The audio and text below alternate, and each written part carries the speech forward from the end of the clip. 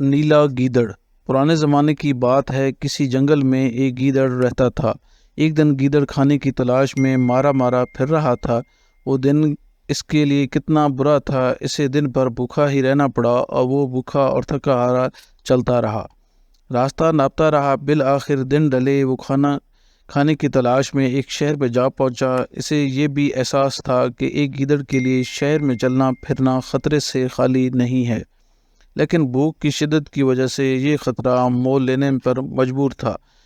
مجھے بہرحال کھانے کے لیے کچھ نہ کچھ حاصل کرنا ہے، اس نے اپنے دل میں کہا، لیکن کسی آدمی کا کتے سے دوچار ہونا نہ پڑے۔ اچانک اس نے خطرے کی بو وہ محسوس کی۔ کتے بھونک رہے تھے، وہ جانتا تھا کہ وہ اس کے پیچھے لگ جائیں گے۔ وہ ڈر کر بھاگا، لیکن کتوں نے اسے دیکھا اور اس کے پیچھے دوڑ پڑے۔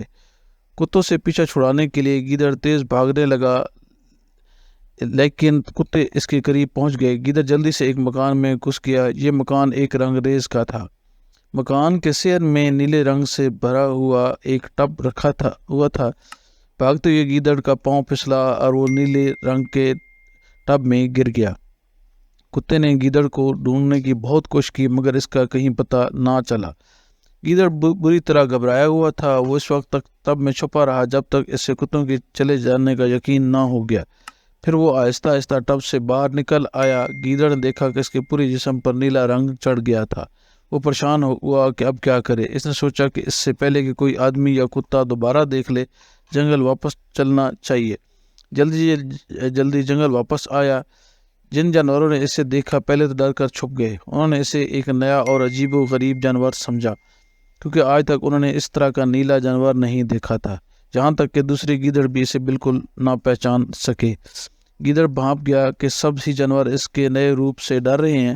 بس پھر کیا تھا، اس کے دماغ میں ایک ترکیب آئی۔ وہ چیخ چیخ کر جانور کو پکارنے لگا، ٹھہرو، دم لو، کہاں جاتے ہو، یہاں آؤ، میری بات سنو۔ سارے جانور رک کر گیدڑ کو دیکھنے لگے۔ اس کے پاس جاتے ہوئے وہ بھی ڈر رہے تھے۔ گیدڑ بھی چلا کر بولا، آؤ میرے پاس آؤ، اپنے سبھی دوستوں کو بلا لاؤ، مجھے تم سب سے ایک ضروری بات کہنی ہے۔ ایک ایک کر کے سبھی جانور نیلے گیدڑ کے پاس پہنچے۔ چیتے، ہاتھی، بندر، خرگوش، ہرن، غرض سبھی جنگلی جانور اس کے چاروں طرف کھڑے ہو گئے۔ انہوں نے حیران ہو کر اس سے پوچھا، تم کون ہو؟ چالاک گیدڑ نے جھوٹ موٹ کہہ دیا کہ میرا نام چیا چھاؤ ہے، مجھ سے ڈرو نہیں، میں کوئی نقصان نہیں پہنچاؤں گا۔ مجھے اس جنگل میں تمام جانوروں کا بادشاہ بنا کر بھیجا گیا ہے، میں ایک بادشاہ کی طرح سب کی حفاظت کروں گا۔ گیدڑ کا جسم پر نیلا رنگ سورج کی روشنی میں بڑا چمکدار اور خوبصورت لگ رہا تھا۔ اس کا رنگ بالکل انوکھا تھا اور ایسے رنگ کا جانور کسی نے نہیں دیکھا۔ یہ جانے بغیر کہ وہ کس قسم کا جانور ہے، سبھی جنگل کے جانوروں نے اس کی بات کا یقین کر لیا، اسے اپنا راجہ مان لیا۔ وہ اس کے سامنے سر جھکا کر بولے، ہمیں آپ کی بادشاہت قبول ہے، ہم آپ کے حکم کے منتظر ہیں۔ نیلی گیدڑ نے کہا، تمہیں اپنے بادشاہ کی اچھی طرح دیکھ بھال کرنی ہوگی، تم مجھ سے ایسے کھانے کھلایا کرو جو بادشاہ کھاتا ہے۔ ضرور حضور والا، سبھی جانور ایک ہی آواز میں کہا، ہم دل و جان سے اپنے بادشاہ کی خدمت کریں گے۔ فرمائیے، اس کے علاوہ ہمیں اور کیا کرنا ہوگا؟ تمہیں اپنے بادشاہ کا وفادار رہنا ہوگا۔ نیلی گیدڑ نے جواب دیا، تمہارا بادشاہ تمہیں دشمنوں سے محفوظ رکھ سکتا ہے۔ جنگل کے جانور اس گیدڑ کے لیے قسم قسم کے مزیدار کھانے لانے لگے اور اس کی خاطر مدارت کرنے لگے۔